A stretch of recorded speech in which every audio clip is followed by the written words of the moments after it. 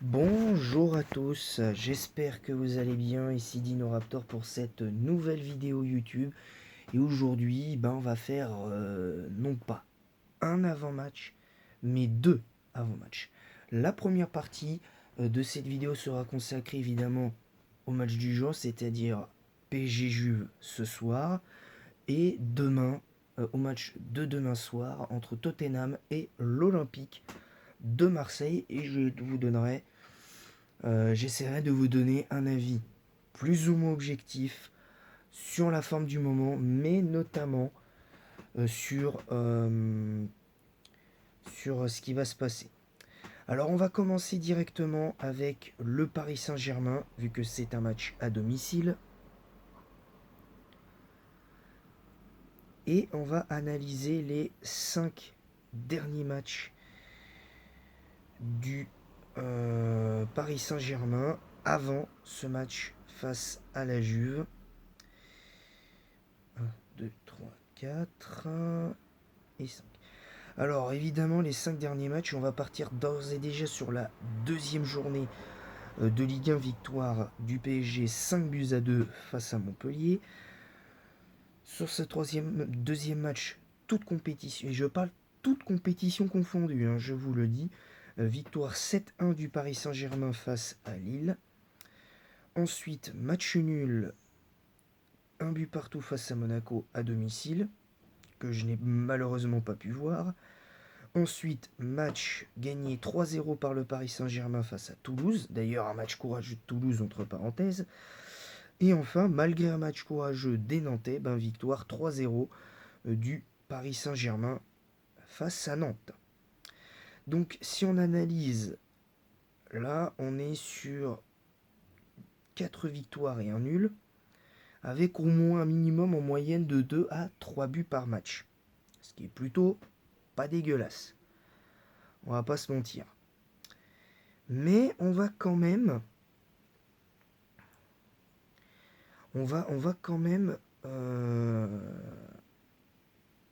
parler de la Juve, parce que c'est là où la Juve va falloir faire des choses.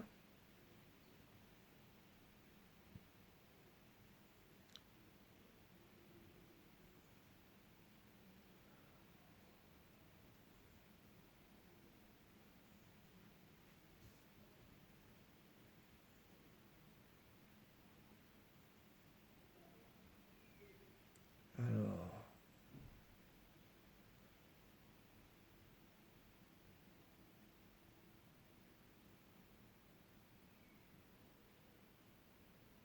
c'est difficile pour la Juve. Mais bon, on sait que sur les 5 derniers matchs de championnat, c'est 3 nuls, 2 victoires et 3 nuls. Donc,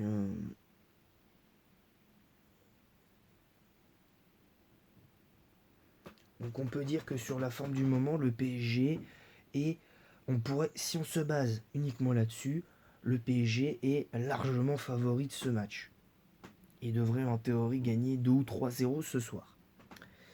Mais avant de vous donner, parce que j'estime qu'un seul pronostic ce n'est pas suffisant, je le répéterai à chaque fois jusqu'à ce que ça rentre pour certains. PSG Juve, avant de faire, je vous dirai les 3 pronostics, donc l'éventuelle victoire du Paris Saint-Germain, sur quel score, l'éventuel match nul ou l'éventuelle défaite du Paris Saint-Germain. Voilà, donc pour moi, il y a beaucoup de paramètres à prendre en ligne de compte dans un match, parce qu'un match, ça peut évoluer dans un sens comme dans l'autre, un peu comme le match retour l'année dernière entre le PSG et le Real Madrid. Voilà, bon, même s'il y a des circonstances qui ont fait que, mais bon, voilà, ça c'est autre chose. Donc, pour en revenir à ce que je disais, sur la forme du moment, le PSG est largement au-dessus, donc est largement favori.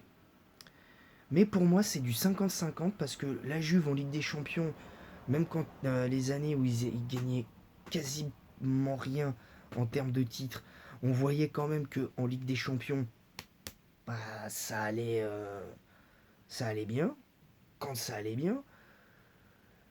Et même si, d'un certain côté, la dernière saison, là, en Ligue des Champions, c'était pas fructueux, on voyait quand même que la Juve, en Ligue des Champions, c'était quand même beaucoup mieux. Donc, je me dis que ce match sera pas si facile que ça. Ça, c'est le premier point. Et le deuxième point, c'est que même si d'un certain côté, il me semble, t'as Di Maria qui est forfait, t'as quand même, il me semble, Paredes. Donc, en théorie, normalement, ça devrait aller, en théorie. Mais méfiance quand même pour le Paris Saint-Germain avec Vlahovic qui sur coup franc peut faire très très mal. Ils ont quand même des joueurs de ballon à la Juve. Donc il faut quand même rester dedans. J'en ai terminé avec tout ça. Pour moi, c'est du 50-50. Et étant donné que c'est du 50-50 pour moi, la victoire, s'il devait y avoir une victoire du Paris Saint-Germain, on va passer directement à la case prono. S'il y avait victoire du Paris Saint-Germain ce soir, je dirais 2-0. Pourquoi 2 buts à 0? Parce que je pense que c'est le score qui me semblerait le plus logique au vu de la situation. Parce que ce serait la première de Galtier en Ligue des Champions avec le Paris Saint-Germain. Et je pense qu'un minimum de 2 buts d'écart, c'est bon. Mais même s'il gagne que 1-0 ce soir, je pense que les gens voilà, seront contents. En tout cas, les supporters parisiens. Ensuite, concernant le match nul, je dirais 0-0. Et je pense que ce sera un triste 0-0 dans le sens où concrètement, s'il n'y a pas de but dans les 20-25 premières minutes, que ce soit du côté de la Juve ou du côté du Paris Saint-Germain, quand on connaît les qualités défensives de la Juve, même si bon défensivement la Juve en ce moment c'est un vrai gruyère, il faut quand même pas oublier que la Juve reste la Juve. Elle a quand même des qualités, de bonnes qualités défensives. Un peu comme je voyais avec l'Inter Milan et d'autres. Tandis que là, bon, le rapport de force n'est plus vraiment le même. Mais je pense que concrètement, il va falloir faire extrêmement attention défensivement pour la Juve. Donc c'est pour ça que je dis que s'il y avait match nul, éventuellement 0-0. Donc je vais récapituler l'éventuelle victoire du Paris Saint-Germain ce soir. Pour moi, sur, je pense, 2-0. Si il y a match nul, 0-0. Mais si la Juve venait à s'imposer, pour moi, ce serait 1-0 pour la Juventus. Si la Juve venait à s'imposer, ce qui est pour moi un petit peu moins probable quand même, même si je vois le PSG gagner ce soir. Malgré tout, je pense que si la Juve doit... Le meilleur moment pour la Juve pour bien démarrer, c'est contre le Paris Saint-Germain. Comme par hasard, il faut que ce soit contre le Paris Saint-Germain qu'il faut qu'ils essayent de bien démarrer la Ligue des Champions, la première journée. Bon, admettons. Mais il va falloir faire quand même extrêmement attention. Voilà, tout simplement. Ensuite, voilà, bah donc c'est à peu près tout. Et on va basculer maintenant à Tottenham Olympique de Marseille. Alors là, bon, évidemment, je vais pas vous mentir. Tottenham est largement favori. On va rentrer direct dans le vif du sujet. Et on va analyser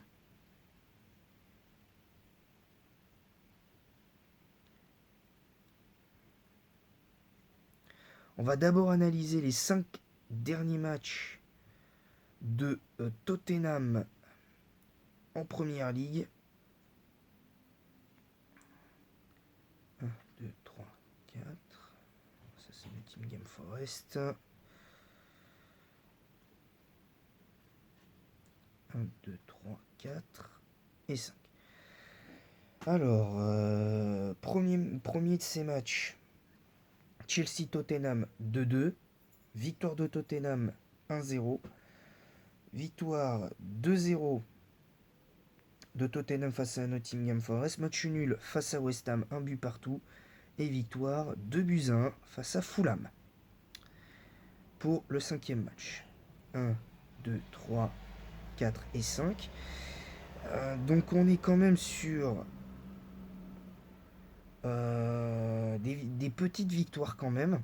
Une courte victoire face à Wolverhampton. Une courte victoire, certes 2-0, mais une victoire quand même face à Nottingham Forest. Un match nul, un but partout face à Tottenham et un match difficilement gagné face à Fulham.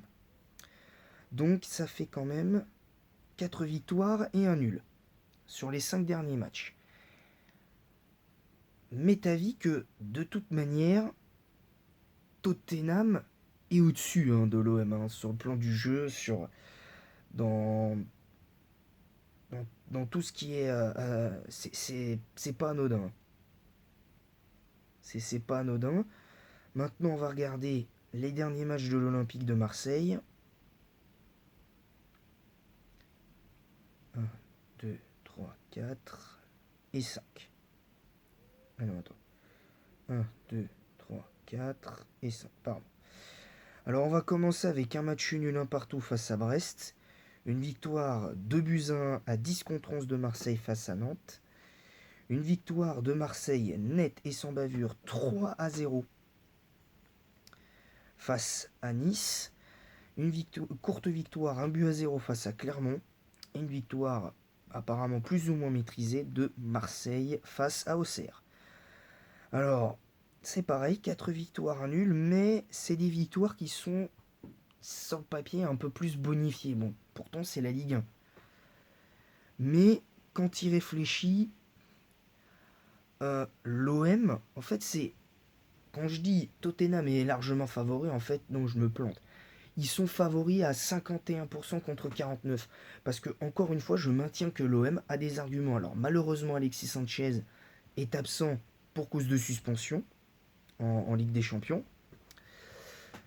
Mais, il y a quand même des arguments à faire valoir pour l'OM. Under qui, s'il est bien dans sa tête, s'il fait pas ses gris-gris, il peut faire très mal. Under. Du côté défensif, c'est un petit peu plus rassurant que d'habitude. T'as Paul Lopez qui fait des bons matchs. Donc c'est pas... Voilà, j'ai rien de plus à dire. Il y a quand même ils ont quand même recruté des nouveaux joueurs comme Bailly qui a quand même plus ou moins une petite expérience en Ligue des Champions. T'as quand même Nuno Tavares qui est pas vilain. Qui est quand même pas vilain. T'as quand même Rongier qui en ce moment est très bon. T'as un Gerson, je sais pas ce qu'il a bouffé cette saison. T'as quand même un Payet qui est étincelant. Voilà, donc t'as quand même... Bon, après, la recrue, le Luis Suarez,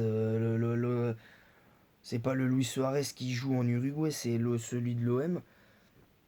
Un autre Luis Suarez, ben là, pour le coup, je me dis que ce Luis Suarez là, s'il est à son meilleur niveau, ça peut être intéressant. Mais la seule chose qui m'inquiète, c'est au niveau de l'attaque. Parce que, à part Payet, qui est étincelant depuis le début de saison, quand il joue, le reste de l'équipe, ben, c'est pas la même histoire en fait. C'est pas la même histoire. Et je sais pas pourquoi, mais à l'OM, jouer avec un numéro 9, on n'aime pas ça apparemment. Voilà. Ça, visiblement, on n'aime pas.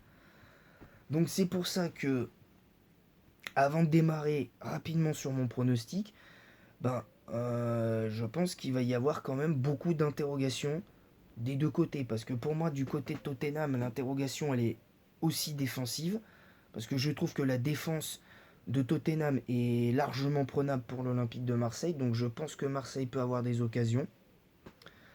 Et va en avoir pour moi. Là où j'ai un petit peu de doute quand même, peut-être parce que la clé, ça va être le milieu de terrain, ça c'est sûr. Comment l'OM va gérer le milieu de terrain comment Marseille va gérer au milieu de terrain le milieu de terrain de Tottenham. J'espère qu'il y aura un résultat positif pour l'OM demain soir. Maintenant, les pronos. Si Tottenham venait à s'imposer, c'est ce qui risque d'arriver demain. Je dirais victoire de Tottenham 3-1. Avec ouverture du score, pourquoi pas de l'Olympique de Marseille. Parce que je pense que l'OM pourrait frapper le premier et ce serait intéressant de voir comment le Tottenham pourrait réagir. Mais je vois Tottenham malgré tout gagner, c'est-à-dire 3 buts à 1. S'il y avait match nul, je dirais un partout. Ce qui serait pas un mauvais résultat pour l'OM pour démarrer. Je pense que ce serait pas trop mal. Et si l'OM à la surprise générale venait à gagner, on sait jamais, ben ce serait 1-0. 1-0 ou 2-1, mais je vais partir sur 1-0. Parce que pour pouvoir mettre plus d'un but à Tottenham, pour l'OM, il va falloir vraiment offensivement se procurer énormément d'occasions. Donc ça, c'est quand même important. Donc voilà. Donc, je vais récapituler ce que j'avais dit pour le Paris Saint-Germain. C'est lié. Hein. Si le PSG venait battre la Juve 2-0, s'il y avait match nul 0-0, et si la Juve venait à gagner, pareil, 1-0 pour la Juve. Pour les trois pronostics pour Tottenham OM. Victoire de Tottenham éventuelle 3 buts à 1. Éventuel match nul 1 partout. Éventuelle victoire de l'OM 1-0. Mais bon, attendons que le match de Tottenham-Marseille arrive. Là, le plus important ce soir, ça va être le match de la Juve. Le match du PSG contre la Juve. Et bien évidemment, demain, je vous ferai un débrief. Parce que moi, je déteste, et je dis bien, je déteste faire des débriefs à chaud. Parce que quand tu fais un débrief à chaud, des fois, quand l'équipe elle perd, t'es en colère, tu dis beaucoup de bêtises. Et ça, pour moi, ce n'est pas acceptable. Voilà. En plus, souvent, quand tu fais des débriefs à chaud, que t'es hyper énervé, euh, ou même hyper excité, tu peux dire des mots. Je viens de me réveiller. Donc, ça peut être dérangeant pour tout le monde. Voilà. Sur ce, je vous laisse et en attendant la prochaine vidéo, j'espère que celle-ci vous aura plu. Je vous retrouve donc demain pour le débrief du match PSG Juve, en plus de la suite de Pokémon Crystal. Alors que je pense à choper un Pokémon. Évidemment. Et j'espère que j'en trouverai un tout à l'heure. Voilà. Sur ce, je vous laisse et en attendant la prochaine, je vous dis à bientôt.